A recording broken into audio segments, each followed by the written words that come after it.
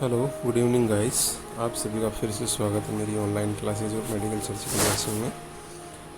तो जैसे कि आप सबको पता है, अपन बीएससी नर्सिंग थर्ड ईयर के अंदर ऑन्कोलॉजी डिस्कस कर रहे हैं। तो ऑन्कोलॉजी में अपन ने देखा कि क्या ऑन्कोलॉजी क्या होती है, कैंसर क्या होता है, ट्यूमर क्या होता है, कैंसर क्यों कॉज होता है या उसके क्लिनिकल मैनिफेस्टेशंस जनरली क्या होते हैं, और पैथोफिजियोलॉजी और उसके रिलेटेड ट्रीटमेंट्स क्या क्या होता है।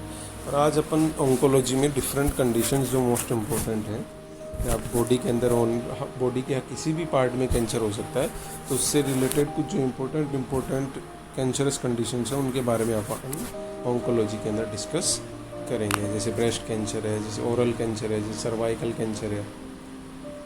इसके अलावा जो ब्लड कैंसर्स हैं वो मतलब जो मोस्ट इम्पोर्टेंटली या मोस्ट कॉमनली जो पीपल्स के अंदर पाए जाते हैं या जो सबसे ज़्यादा अफेक्ट करते हैं पॉपुलेशन को, उन सब जो ऑन्कोलॉजिकल कंडीशंस होती हैं उनके बारे में आज अपन डिस्कस करेंगे। तो इसमें सबसे पहला नाम है ओरल कैंसर।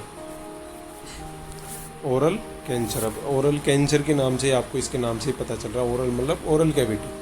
ओरल कैविटी के अंदर लिप्स भी है, गम्स भी है, tongue, inner lining of cheeks, roof of mouth and floor of mouth, ये पूरा इंक्लूड किया जाता है ओरल कैविटी में। तो ओरल कैविटी के किसी भी पार्ट में अगर कैंसर हो रहा है या मेलिग्नेंसी हो रही है, मेलिग्नेंसी या मेलिग्नेंट ट्यूमर, तो उस कंडीशन को ओरल कैंसर के अंदर इंक्लूड किया जाता है।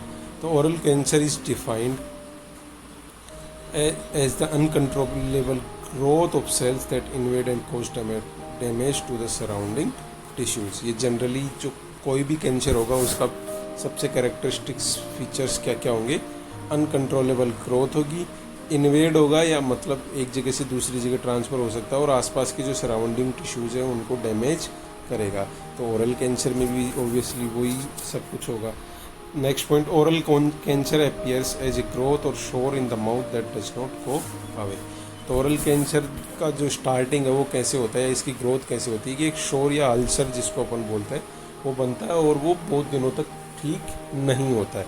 तो maybe that is the sign of oral cancer की कोई शोर या कोई अल्सर, जैसे नॉर्मली अल्सर होते हैं या माउथ अल्सर्स होते हैं, तो वैसा कोई अल्सर फॉर्मेशन हुआ, शोर फॉर्मेशन हुआ और वो लंबे टाइम तक ट्रीट नहीं हुआ है, ठीक नहीं हो रहा है, तो maybe there is oral cancer. और ओरल कैंसर जैसे मैंने बताया, ओरल कैविटी के सभी पार्ट्स को इसके अंदर इंक्लूड किया गया है, जिसमें लिप्स भी है, गम्स भी है, टंग भी है, इनर लाइनिंग ऑफ चिक्स है, roof of mouth and floor of mouth under the tongue, all over the area is included in oral cavity, and anywhere in the oral cavity if the cancerous tumor या cancerous growth or the malignant growth is there, that known as oral cancer।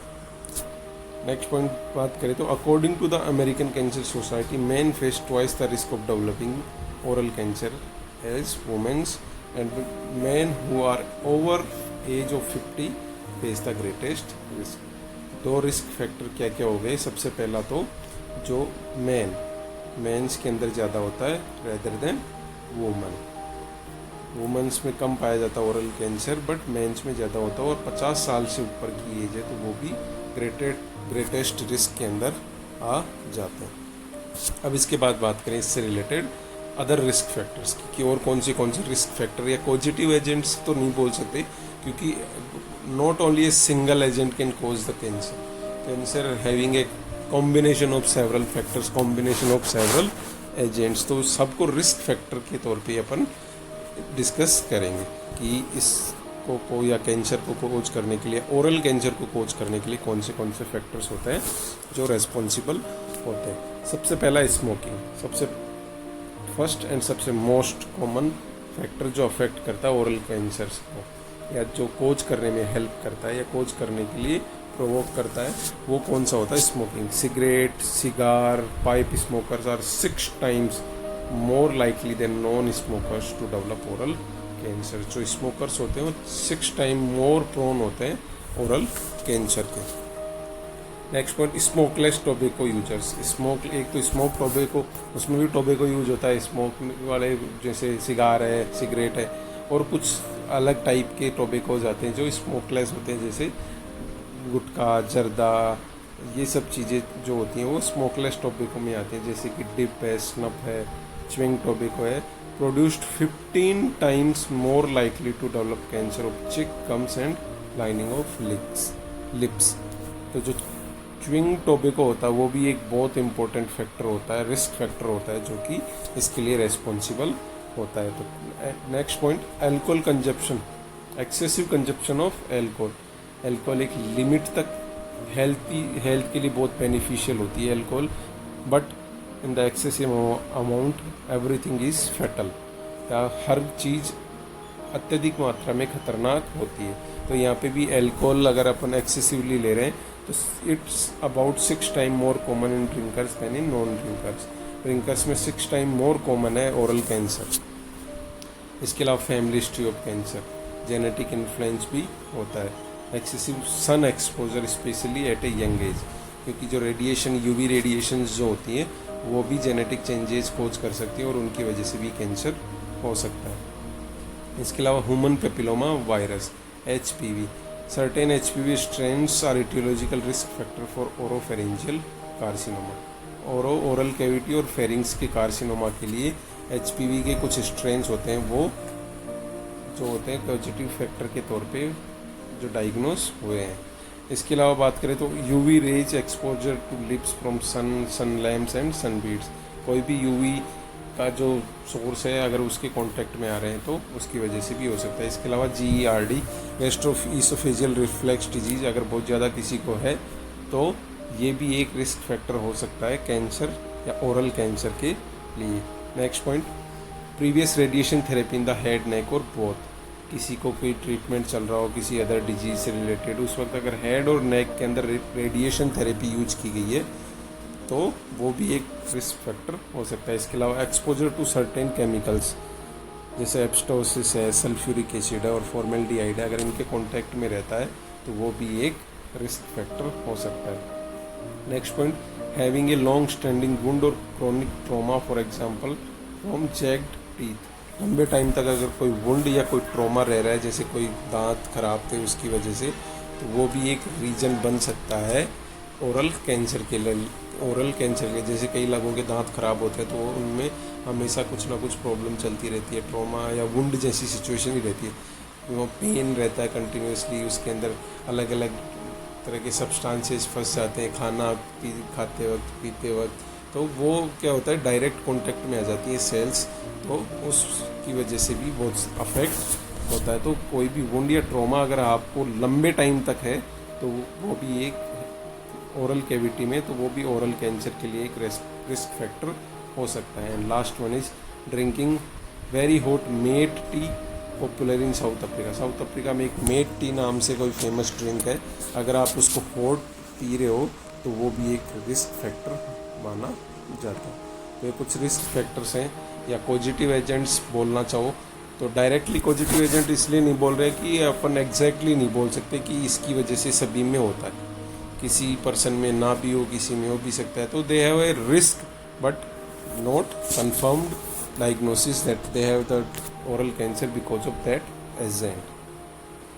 तो ये सारे risk factor हैं। इसके बाद अब बात करें स्टेजिंग की कि क्या क्या स्टेजिंग होती है ओरल कैंसर की। जैसे अपन बात करते हैं कि कैंसर को स्टेजेस में डायग्नोस किया जाता है, for the purpose of diagnosis, for the purpose of treatment, for the purpose of medication dose, और जो भी आप ट्रीटमेंट कर रहे हो उसमें रेडिएशन की डोज क्या होगी, कितनी डोज में देना है, उसके लिए अपन को स्टेजिंग डिसाइड करनी होती है पहले कि अब कौन सी स्टेज का कैंसर है, फिर उसके अकॉर्डिंग ही ट्रीटमेंट होता है। तो स्टेजिंग असेसमेंट या स्टेजिंग का डायग्नोस करना सबसे इम्पोर्टेंट है कैंसर के ट्रीटमेंट के लिए। तो यहाँ पे स्टेजिंग की बात करें तो T for tumour size and extent, जैसे मैंने बताया था ट्यूमर का साइज एंड एक्सटेंट जो होगा उसको कौन डिनोट करता है, T। तो T में these measurements refers to the primary oral cancer tumour के लिए। इसमें TX है, TX जैसे मैंने पहले बताया था, TX मतलब नो एविडेंस, नो एविडेंस नहीं, no assessment, you can not assess anything that like tumour, tumour जैसा आपको कुछ भी नहीं अगर असेस हो रहा है तो that condition was TX। Tumour can not be assessed, information not known, किसी तरह की कोई इन्फॉर्मेशन नहीं मिली आपको और किसी तरह का कोई असेसमेंट नहीं हो पाया है, तो TX। Second, no evidence of primary tumour is found, वहाँ पे कुछ एबनॉर्मलिटी मिल सकती है लेकिन प्राइमरी ट्यूमर के होने के कोई एविडेंस नहीं है। थर्ड वन इज TIS मतलब इन सिटू। इन सिटू का मतलब होता है कि अपनी जहाँ से प्राइमरी ओरिजिन हुआ है वहीं उसी एरिया के अंदर अगर है तो उसको बोला जाता है TIS या carcinoma in situ has been diagnosed, meaning the disease is still localized और contained within the top layers of the cell lining of oral cavity. मतलब उसी ऑर्गन के अंदर है जहाँ पे वो लोकलाइज, इसमें वर्ड यूज किया जाता है लोकलाइज्ड मतलब जहाँ उसका ओरिजिन हुआ था वहीं पे है, इन सिटू ही है अभी तक, उससे बाहर नहीं निकला है। इसके बाद नेक्स्ट बात करें T1 अगर 2 सेंटीमीटर और उससे कम का है तो उसको बोलेंगे T1 स्टेज। अगर ट्यूमर का साइज, यहाँ पे T4 ट्यूमर का साइज एंड एक्सटेंट होता है ना, तो अगर ट्यूमर का साइज 2 सेंटीमीटर से कम है या 2 सेंटीमीटर तक है तो उसको T1 में इंक्लूड करेंगे। T2 में more than 2 centimetre, larger than 2 centimetre but smaller than 4 centimetre, मतलब 2 to 4 की रेंज में आएगा T2। एंड T3 आएगा मोर देन 4 सेंटीमीटर। अगर 4 सेंटीमीटर से ज़्यादा का ट्यूमर है तो उसको किस में इंक्लूड किया जाएगा, T3 में। एंड T4 डिवाइडेड इन सब ग्रुप्स, T4A एंड T4B।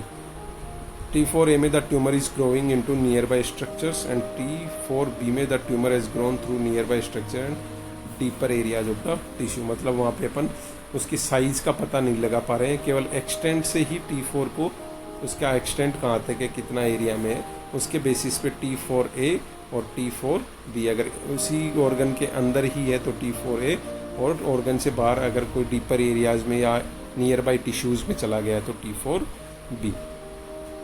इसके बाद आता है N फॉर नोडल इन्वॉल्वमेंट या लिम्फ नोड इन्वॉल्वमेंट।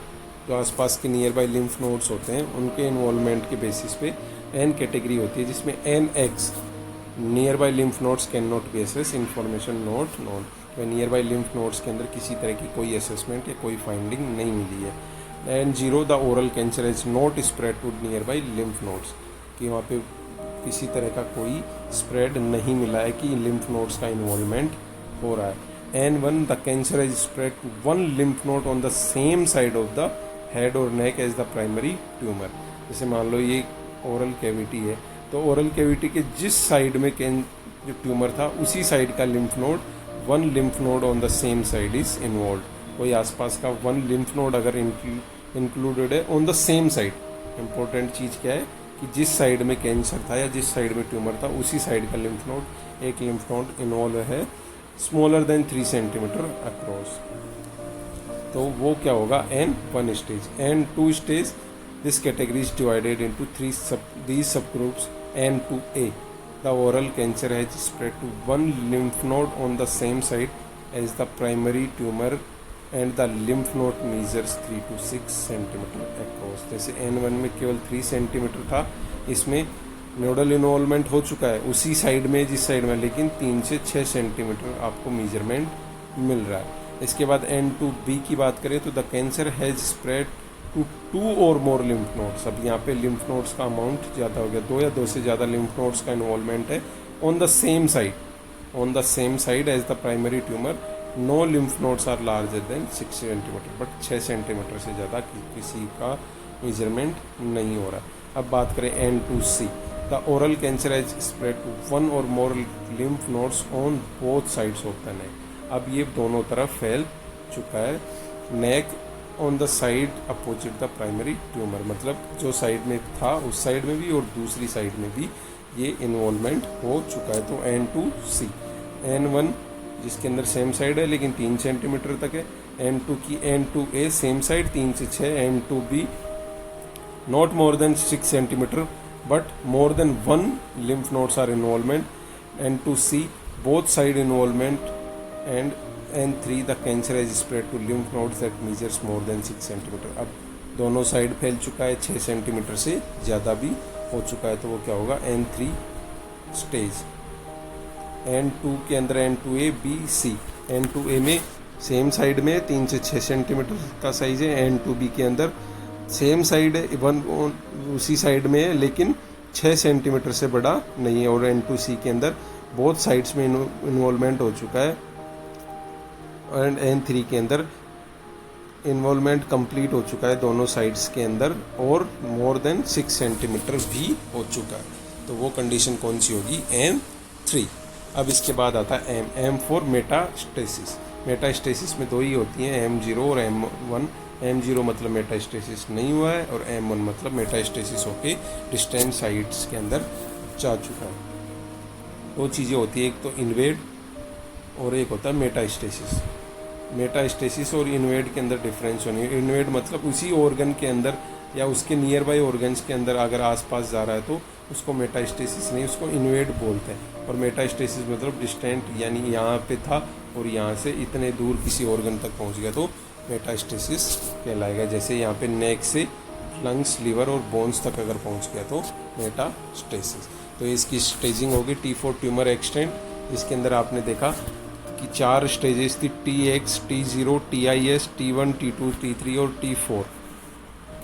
इसके बाद N में NX, N0, N1, N2 की N2A, N2B, N2C और N3। और M में के अंदर N0 और M1। मोस्ट कॉमनली इसके अंदर दो ही होती हैं, या तो मेटास्टेसिस हुआ है या फिर मेटास्टेसिस नहीं हुआ है। अब बात करें इसके क्लिनिकल मैनिफेस्टेशंस की। क्लिनिकल मैनिफेस्टेशंस में सबसे पहले स्वेलिंग और थिकनिंग, लम्प्स और बम्प्स, रफ स्पॉट्स, क्रस्ट और erodes area on the lips, gums और other areas inside the mouth. मतलब जहाँ पे भी कोई ऐसी स्ट्रक्चर बन रही है जहाँ स्वेलिंग होगी, थिकनिंग होगी, ऑब्वियस सी बात है अगर अनकंट्रोल्ड ग्रोथ हो रही है, सेल्स का अमाउंट बढ़ रहा है तो स्वेलिंग, थिकनिंग, लंप फॉर्मेशन या बम्प फॉर्मेशन हो सकता है। अब इसके अलावा यहाँ पे रफ स्पॉट्स, क्रस्ट और इरोड्स भी आपको देखने को मिल सकते हैं। रफ स्पॉट्स मतलब कोई, जैसे अपन ने बात करी कि यहाँ पे शोर होगा, कोई ना कोई शोर होगा जो बताएगा, शोर या अल्सर जिसको बोलते हैं वो होगा, तो उसके जो सराउंडिंग्स होगी वो क्लियर नहीं होंगी, वो यूँ इरोड्स होगी या थोड़ी कटी फटी सी होंगी, तो वो भी आपको देखने को मिल सकता है। इसके अलावा the development of velvety white, red और speckled patches in the mouth. Velvety मतलब वेलवेट जानते हो ना, वेलवेट का कपड़ा आता है जो वेलवेट जैसा, उसके जैसी वाइट, रेड और speckled patches in the mouth. ऐसे लगेगा आपको जैसे वेलवेट जैसा कुछ वाइट रेड वहाँ पे दिख रहा है। इसके बाद unexplained bleeding in the mouth. Obviously बात है, ब्लीडिंग हो सकती है, अल्सर्स में भी ब्लीडिंग होती है, और यहाँ पे अल्सर ही बन रहा है तो उसके अंदर ब्लीडिंग हो सकती है। बट कोई स्पेसिफिक एक्सप्लेनेशन नहीं है कि इस वजह से होता है, क्योंकि वहाँ पे इन्फ्लामेशन होगा, जो आसपास की टिश्यूज़ हैं वो इंजर्ड होंगे तो वहाँ पे ब्लीडिंग हो सकती है। इसके बाद unexplained numbness, loss of feeling और pain, tenderness in area of the face, mouth और नेक। यानी जिस साइड में अल्सर है तो कई बार क्या होता है वो पूरी साइड भी नम्बनेस हो जाती है, जैसे पूरा जो पूरा फेस, माउथ, नेक या पूरा कंप्लीट फेस, माउथ भी नम्ब हो सकता है। तो लॉस ऑफ फीलिंग या नम्बनेस भी आपको देखने को मिल सकते हैं। इसके बाद बात करें तो persistent sores on the face, neck and mouth that bleed easily and do not heal within 2 weeks. ये सबसे इम्पोर्टेंट फीचर है ओरल कैंसर का, कि कोई भी शोर बन रहा है या अल्सर बन रहा है जो इजीली हील नहीं हो रहा है, और ब्लीड इजीली ब्लीडिंग भी उसमें से हो रही है, तो ये सबसे कैरेक्टरिस्टिक फीचर होता है ओरल कैंसर का। इसके बाद बात करें तो ए सोरनेस और feeling that something is caught in the back of the throat. जैसे अपने को सोर थ्रोट में होता है कि कुछ अटक गया या कुछ फंस गया है अपने अंदर, अपने थ्रोट के अंदर, तो वो फीलिंग भी हो सकती है। इसके अलावा डिफ़िकल्टी इन च्यूइंग और स्वेलोविंग, पेन हो सकता है, ब्लीडिंग होगी, माउथ के अंदर जो ओवर ग्रोथ्स हो रही हैं, लम्प्स बन रहे हैं, तो उसकी वजह से डिफ़िकल्टी इन च्यूइंग और swallowing, speaking and moving the jaw और टंग आपको हो सकती है। इसके अलावा होवर्सनेस हो सकती है, क्रोनिक शोर थ्रोट हो सकता है, और चेंजेस वॉइस भी हो सकता है, क्योंकि इसका इन्वॉल्वमेंट अगर वोकल कॉर्ड्स तक पहुंच गया हो या जो थ्रोट है वहाँ तक पहुंच गया हो तो उसकी वजह से भी हो सकता है। And next one is ear pain. Ear pain अगर ये पीछे की साइड यहाँ पे जैसे मान लो माउथ का फ्लोर था, रूफ था, तो अगर बैक साइड का पार्ट इन्वॉल्व है तो उसकी वजह से रेफर्ड ईयर पेन भी हो सकता है। Next, A change in the way your teeth and dentures fit together. अगर कोई टीथ या डेंचर्स आप यूज करते थे तो वो आपस में जो पहले नॉर्मली जैसे होते थे वैसे नहीं हो, क्योंकि ट्यूमर फॉर्मेशन होगा तो उसकी वजह से थोड़ा सा डेविएशन हो सकता है आपके जोस के अंदर, या आपके टीथ्स के जो अरेंजमेंट था या जो उनका अलाइनमेंट था वो भी चेंज हो सकता है। And last one is traumatic weight loss भी आपको देखने को मिल सकता है। तो इस तरह के सिम्टम्स आपको देखने को मिल सकते हैं। एक नॉर्मली अगर कैंसर होगा या कोई और भी जैसे अल्सर फॉर्मेशन होता है तो उसके अंदर भी ऐसे सिम्टम्स हो सकते हैं, और वही अल्सर अगर कैंसर है तो थोड़े से सिम्टम्स सीवियर हो जाते हैं। अब इसकी बात करें डायग्नोसिस। तो how you diagnose that is the cancer. अब आपको दिख तो रहा है कि कोई प्रॉब्लम तो हो रही है, बट ये कैंसर है इसका पता कैसे चलेगा। तो सबसे पहले if a person has symptoms that could indicate mouth cancer, ask about their symptoms. सबसे पहले आप सिम्टम्स के बारे में पता करो, carry out a physical examination and ask about personal and family medical history, क्योंकि फैमिली हिस्ट्री भी बहुत बड़ा रोल प्ले करती है कि आपको कई बार ज़्यादा डायग्नोसिस करने की ज़रूरत नहीं पड़ती। अगर फैमिली हिस्ट्री चल रही है ओरल कैंसर की तो आप एक आइडिया लगा सकते हो। Next, if mouth cancer is a possibility they may also recommend A biopsy. आप बायोप्सी करके असेस कर सकते हो, जिसमें आपको डिफिनेटिव जो रिजल्ट्स है वो देखने को मिल सकते हैं। इसके अलावा देयर में भी brush biopsy where the doctor collect cells painlessly using a special brush, कि पेनलेस बायोप्सी के लिए आप ब्रश जैसी जो इंस्ट्रूमेंट होता है वो यूज करके और वहाँ की सेल्स कलेक्ट कर सकते हो, और उनका जो पैथोलॉजिकल एग्जामिनेशन या बायोलॉजिकल माइक्रोस्कोपिक एग्जामिनेशन करके और पता लगा सकते हो कि वो कैंसरस सेल्स हैं या नॉर्मल सेल्स हैं। इसके बाद next, an endoscopy that doctor will pass a thin tube with a light and small camera down the person's throat to see cancer is spread, और and if so how far, कि कितना spread हो चुका है, कहाँ तक हो चुका है। अगर स्प्रेड हुआ तो उसका पता लगाने के लिए एंडोस्कोपी कर सकते हैं। Last one is imaging test and x-ray of the lungs for example, कि वहाँ तक अगर कैंसर पहुँच तो नहीं गया है, वरना आपको बाकी बायोप्सी से पूरे डायग्नोसिस का पता चल जाएगा। तो फिजिकल एग्जामिनेशन, सिम्टम्स और मेडिकल हिस्ट्री, ये चीज़ें आपको पता करनी है सबसे पहले। उसके बाद अगर आपको लग रहा है कि मे बी वहाँ पे पॉसिबिलिटी है माउथ कैंसर की, ओरल कैंसर की, तो आप फर्दर बायोप्सी के लिए जा सकते हैं और बायोप्सी के अंदर आपको डेफिनेटिव रिजल्ट्स मिल जाएंगे। इसके बाद बात करें ट्रीटमेंट की, तो treatment will depend on the location, stage and type of cancer. कहाँ पे उसका लोकेशन है, स्टेज कौन सी है और टाइप ऑफ कैंसर क्या है। द इंडिविजुअल्स ओवरऑल हेल्थ कैसी है एंड पर्सनल प्रेफरेंस, क्योंकि कई बार क्या होता है कोई पेशेंट नहीं चाहता कि मैं रेडिएशन थेरेपी लूँ या मैं सर्जरी करवाऊँ, तो उसके बेसिस पे पर्सनल प्रेफरेंस के बेसिस कहीं, क्योंकि फेशियल जो एबनॉर्मलिटीज़ हो सकती हैं, उसकी जो बॉडी इमेज डिस्टर्बेंस आ सकते हैं कई बार सर्जरी की वजह से, तो बहुत सारे पेशेंट होते हैं जो फेशियल सर्जरी नहीं करवाना चाहते, तो पर्सनल प्रेफरेंस भी हो सकती है जिसके बेसिस पे ट्रीटमेंट का टाइप आप डिसाइड कर सकते हो। तो इसके अंदर सबसे पहले आता है surgery. A doctor may recommend surgery to remove the tumour and a margin of healthy tissue around it. अगर ट्यूमर ज़्यादा स्प्रेड नहीं हुआ है, स्टेज या उसका T1 T2 स्टेज तक ही है, तो अपन उसको सर्जिकली रिमूव कर सकते हैं, क्योंकि उसका ज़्यादा इन्वॉल्वमेंट नहीं होता कि उसके आसपास के कुछ हेल्दी टिश्यूज़ के साथ उस पूरे के पूरे ट्यूमर को निकाल देते हैं। लेकिन अगर बहुत ज़्यादा इन्वॉल्वमेंट हो चुका उसका या स्प्रेड हो चुका है तो वहाँ पे सर्जरी पॉसिबल नहीं हो पाती है। सच जैसे लिम्फ नोड इन्वॉल्वमेंट हो गया वो बोथ साइड्स का, तो उन कंडीशंस के अंदर सर्जरी पॉसिबल नहीं हो पाती है। तो सर्जरी के अंदर सर्जरी में involve removing part of the tongue, the jaw bone and lymph nodes. ये चीज़ें आपको सर्जरी के अंदर से निकालनी होती हैं, या इन चीज़ों को कट करके बाहर निकालते हैं विद द ट्यूमर के साथ टंग का पार्ट, जॉ बोन का पार्ट और लिम्फ नोड्स को रिमूव किया जाता है। If the procedure significantly changes the person's ability on their ability to talk or hear, they may need reconstructive surgery. अगर आपको ऐसा कुछ डिफ़िकल्टी आ रही है या सिग्निफिकेंट चेंजेस आ रहे हैं तो आप बाद में उसको रिकन्स्ट्रक्टिव सर्जरी करके भी पेशेंट को जो बॉडी इमेज डिस्टर्बेंसेज है या खाने पीने में दिक्कत हो रही है, उसको तो बात करने में दिक्कत हो रही है, तो बाद में रिकन्स्ट्रक्टिव सर्जरी जैसे अपन बोलते हैं प्लास्टिक सर्जरीज, जिनसे अपन एक्स्ट्रा बॉडी के किसी अदर पार्ट से स्किन टिश्यूज़ लेके और उस पार्ट में अटैच कर देते हैं, तो वो भी कर सकते हैं। इसके बाद बात करें रेडिएशन थेरेपी। तो रेडिएशन थेरेपी में oral cancer are sensitive to radiation therapy. This treatment uses beams of high energy x-rays or radiation particles to damage the DNA inside the tumor cells and destroying their ability to reproduce. जो sales को होती हैं उनको X-rays या high radiation particles के द्वारा उनको के डीएनए को डैमेज कर दिया जाता है, ताकि वो फर्दर जो है रिप्रोडक्शन करके अपना नंबर ना बढ़ा पाए।